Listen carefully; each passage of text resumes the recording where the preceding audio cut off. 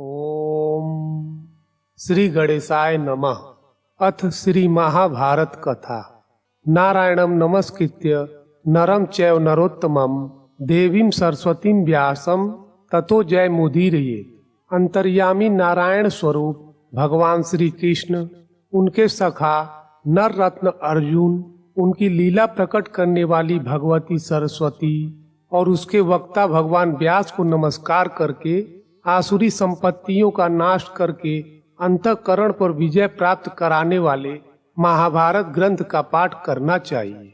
महाभारत को पंचम वेद के नाम से अभिहित किया गया है।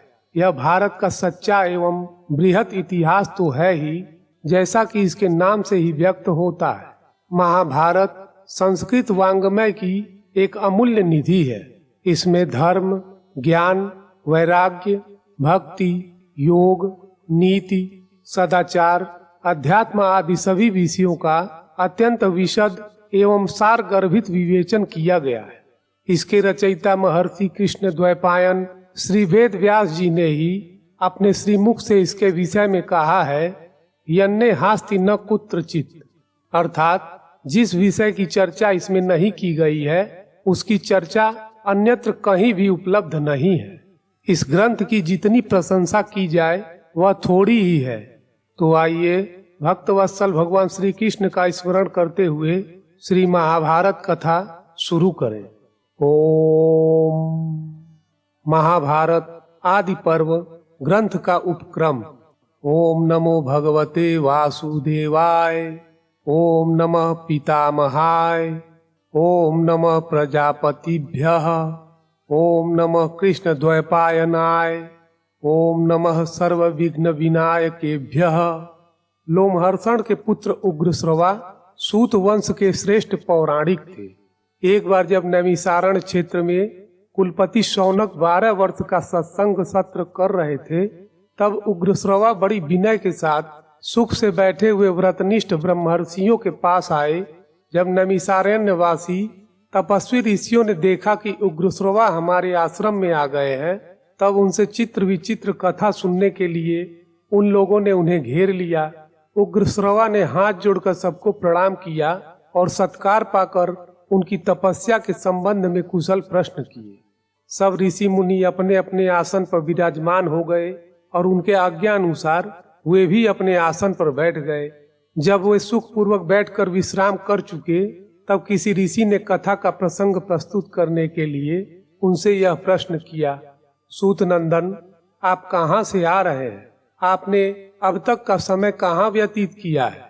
उग्रश्रवा ने कहा, मैं परीक्षित नंदन राजर्षि जन्मेजय के सर्प सत्र में गया हुआ था। वहाँ श्री वैशंपायन जी के मुख से मैंने भगवान श्री कृष्ण द्वैपायन के द्वारा निर्मित महाभारत ग्रंथ की अनेकों पवित्र और विचित्र कथाएं सुनी। इसके बाद बहुत से तीर्थों और आश्रमों में घूमकर समंत पंचक क्षेत्र में आया, जहाँ पहले कौरव और पांडवों का महान युद्ध हो चुका है। वहाँ से मैं आप लोगों का दर्शन करने के लिए यहाँ आया हूँ। आप सभी चिरायु और ब्रह्मनिष्ठ हैं। आपका ब्रह्म तेज सूर्य और अग्नि के समान है। आप लोग स्नान, जप और हवन आदि से निवृत्त होकर पवित्रता और एकाग्रता के साथ अपने अपने आसन पर बैठे हुए हैं। अब कृपा करके बतलाइए कि मैं आप लोगों को कौन सी कथा सुनाऊं? ऋषियों ने कहा, सूत नंदन, परमर्षि श्री कृष्ण द्वैपायन ने जिस ग्रंथ का निर्माण किया है और ब्रह्मर्षियों तथा देवताओं ने जिसका सत्कार किया है, जिसमें विचित्र पदों से परिपूर्ण पर्व है, जो सूक्ष्म अर्थ और न्याय से भरा हुआ है, जो पद पद पर वेदार्थ से विभूषित और आख्यानों में श्रेष्ठ है, जिसमें भारत वंश का संपूर्ण इतिहास है, जो सर्वदा शास्त्र सम्मत है और जिसे श्री कृष्ण द्वैपायन की आज्ञा से वैशंपायन जी ने राजा जन्मेजय को सुनाया है। भगवान व्यास की वही पुण्यमयी, पाप नाशनी और वेदमयी संहिता हम लोग सुनना चाहते हैं। उग्रश्रवा जी ने कहा, भगवान श्री कृष्ण ही सबके आदि हैं। वे अंतर्यामी, सर्वेश्वर, समस्त यज्ञों के भोक्ता, सबके द्वारा प्रशंसित परम सत्य ओमकार स्वरूप ब्रह्म है। वे ही सनातन व्यक्त एवं अव्यक्त स्वरूप है। वे असत भी हैं और सत भी हैं। वे सत और असत दोनों हैं। और दोनों से परे हैं। वे ही विराट विश्व भी है। उन्होंने ही स्थूल और सूक्ष्म दोनों की सृष्टि की है। वे ही सबके जीवन दाता, सर्वश्रेष्ठ और अविनाशी हैं।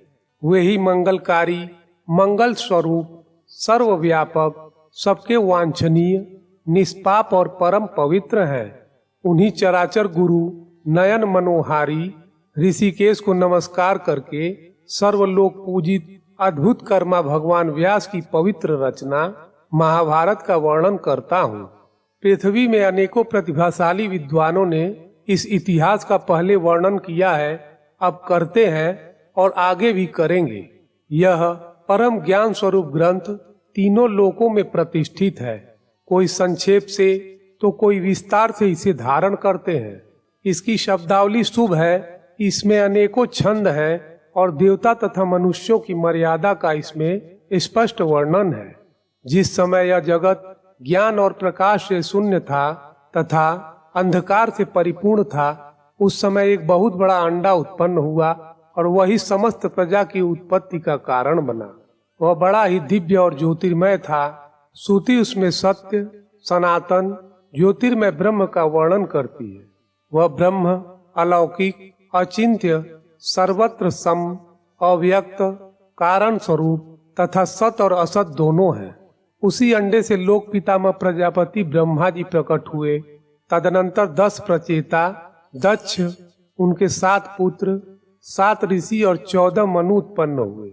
विश्व देवा, आदित्य, वसु, अश्विनी कुमार, यक्ष, साध्य, पिशाच, गुह्यक, पितर, ब्रह्मर्षि, राजर्षि, जल, धुईलोक, पृथ्वी, वायु, आकाश, दिशाएं, संवत्सर, ऋतु, मास, पक्ष, दिन, रात तथा जगत में और जितनी भी वस्तुएं हैं, सब उसी अंडे से उत्पन्न हुई है। यह संपूर्ण चराचर जगत प्रलय के समय जिससे उत्पन्न होता है, उसी परमात्मा में लीन हो जाता है। ठीक वैसे ही जैसे ऋतु आने पर उसके अनेकों लक्षण प्रकट हो जाते हैं और बदलने पर लुप्त हो जाते हैं, इस प्रकार यह काल चक्र जिससे सभी पदार्थों की सृष्टि और संहार होता है, अनादि और अनंत रूप से सर्वदा चलता रहता है। संक्षेप में देवताओं की संख्या 33,3333 है या 36,333 है। विवस्वान के 12 पुत्र हैं। दिवह पुत्र, बृहद भानु, चक्षु, आत्मा, विभावसु, सविता, ऋचिक, अर्क, भानु, आशावह, रवि और मनु। मनु के 2 पुत्र हुए, देवभ्राट और सुभ्राट। सुभ्राट के 3 पुत्र हुए, 10 ज्योति, सत ज्योति और सहस्त्र ज्योति। ये तीनों ही प्रजावान और विद्वान थे। 10 ज्योति के 10,000, सत ज्योति के 1,00,000 और सहस्त्र ज्योति के 10,00,000 पुत्र उत्पन्न हुए। इन्हीं से कुरु, यदु, भरत, ययाति और इक्ष्वाकु आदि राजर्षियों के वंश चले। बहुत से वंशों और प्राणियों की सृष्टि की यही परंपरा है। भगवान व्यास समस्त लोक, भूत भविष्यत वर्तमान के रहस्य, कर्म उपासना, ज्ञान रूप वेद, अभ्यास युक्त योग, धर्म, अर्थ और काम, सारे शास्त्र तथा लोक व्यवहार को पूर्ण रूप से जानते हैं। उन्होंने इस ग्रंथ में व्याख्या के साथ संपूर्ण इतिहास और सारी श्रुतियों का तात्पर्य कह दिया है। भगवान व्यास ने इस महान ज्ञान का कहीं विस्तार से और कहीं संक्षेप से वर्णन किया है, क्योंकि विद्वान लोग ज्ञान को भिन्न भिन्न प्रकार से प्रकाशित करते हैं। उन्होंने तपस्या और ब्रह्मचर्य की शक्ति से वेदों का विभाजन करके इस ग्रंथ का निर्माण किया और सोचा कि इसे शिष्यों को किस प्रकार पढ़ाऊं। भगवान व्यास का यह विचार जानकर स्वयं ब्रह्मा जी उनकी प्रसन्नता और लोक हित के लिए उनके पास आए। भगवान वेद व्यास उन्हें देखकर बहुत ही विस्मित हुए और मुनियों के साथ उठकर उन्हें हाथ जोड़कर प्रणाम किया तथा आसन पर बैठाया। स्वागत सत्कार के बाद ब्रह्मा जी की आज्ञा से वे उनके पास ही बैठ गए। तब व्यास जी ने बड़ी प्रसन्नता से मुस्कुराते हुए कहा, भगवान, मैंने एक श्रेष्ठ काव्य की रचना की है। उसमें वैदिक और लौकिक सभी विषय हैं।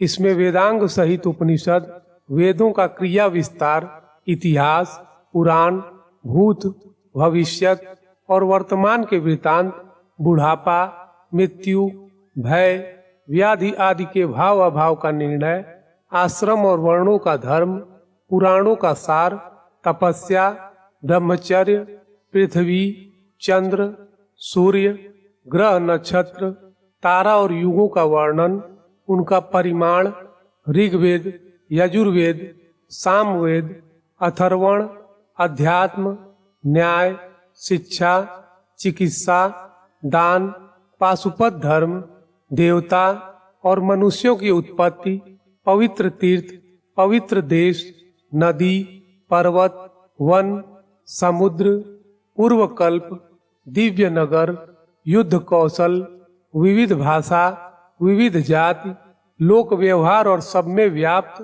परमात्मा का भी वर्णन किया है, परंतु पृथ्वी में इसको लिख लेने वाला कोई नहीं मिलता। यही चिंता का विषय है। ब्रह्मा जी ने कहा, महर्षि, आप तत्व ज्ञान संपन्न है, इसलिए मैं तपस्वी और श्रेष्ठ मुनियों से भी आपको श्रेष्ठ समझता हूँ।